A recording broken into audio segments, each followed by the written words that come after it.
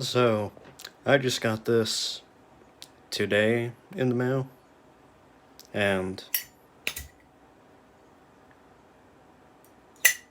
yeah, pretty cool.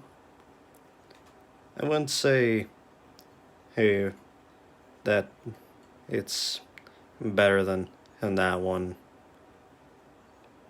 but it is a genuine Zippo armor. And along with that, it's a nice brass. Even the insert's brass coated.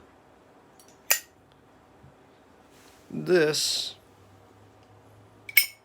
is copper.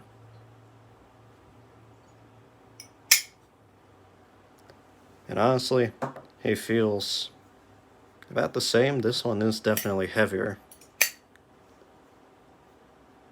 But yeah,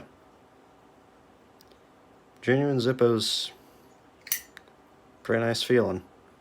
I'll probably do an actual video review eventually.